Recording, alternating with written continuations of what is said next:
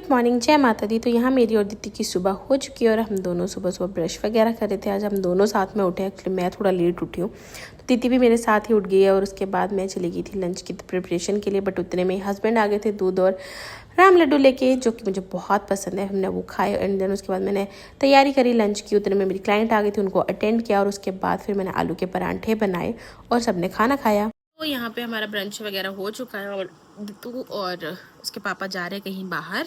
सो दित्तू हो चुकी है रेडी और क्रॉक्स पहने मैडम आपने आप सही पहन रहे हो। जय माता दी। की कैप उल्टी क्यों लगाई है ऐसे? आपकी आईज में कुछ लग रहा है, कोट लगा लिया क्या आप?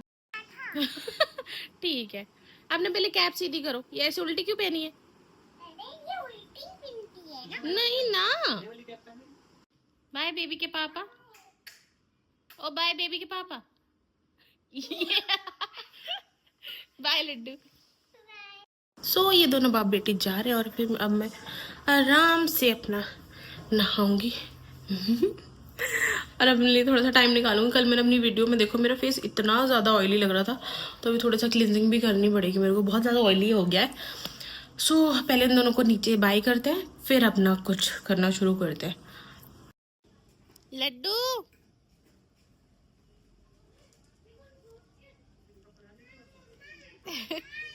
बाय।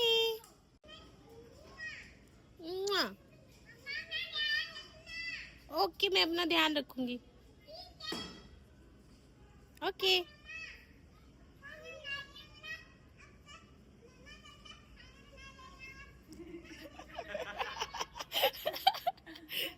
ओके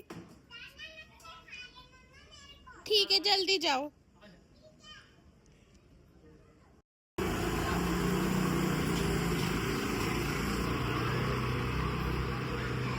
मेरी बात नहीं, औलाद जा चुकी है। अब थोड़ा सा घर को पहले सेट कर लेते हैं एंड देन उसके बाद जो है अपना काम करते हैं। वैसे दोनों बाप बेटी चले जाते हैं ना, मेरे को इतना रिलीफ हो जाता है, बस शांति, वरना दोनों की चेचे पेपे चलती ही रहती है। एनीवेज करते हैं। देखो अभी गए हैं सिर्फ एक टी शर्ट के लिए, इन्होंने कितना घर फैलाया। एक टी शर्ट के चक्कर में 3 टी शर्ट्स पहन के गए हैं, पता नहीं क्या ही है, फिर भी पहननी तो मेरी मर्जी की पड़ी। एनीवेज चलो इनको समेटते, अब फैला के चले गए। सो रूम हो गया है सेट, बर्तन उठाते हैं वो और फिर चलते हैं पार्लर। बर्तन उठा के फिर पार्लर में चलते हैं, बट सॉरी ऐसा तो हो ही नहीं सकता। इन सबको भी समेटते हैं, फिर देखते हैं पार्लर का।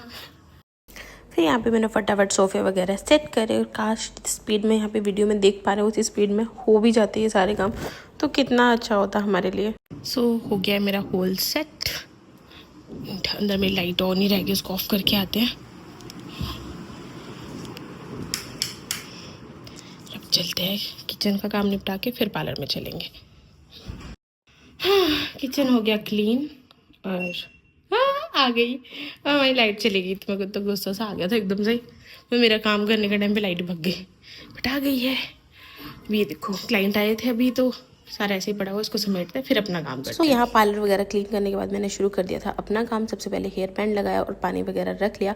और यहाँ पे सबसे पहले मैंने फर्स्ट स्टेप यूज़ किया था वो था क्लिनजिंग। और मैं यहाँ पे रागा का प्रोडक्ट यूज़ कर रही हूँ, ग्रीन वाला जो पैलेट रहता है वो होता है नॉर्मल टू ऑयली स्किन के लिए, तो मैं वही यूज़ कर रही हूँ क्योंकि मेरी स्किन बहुत ज़्यादा ऑयली हो रही है।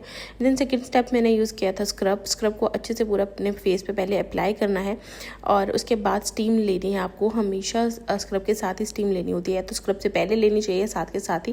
तो मैंने यहाँ पे साथ में ही ली थी क्योंकि इसके जो पार्टिकल्स है बहुत मोटे होते हैं, तो इस चक्कर में मैंने साथ में ही ली थी। और उसके बाद स्क्रब को भी वाइप आउट किया और मेरा बैंड खुल गया था, उसको अच्छे से वापस से फिक्स किया।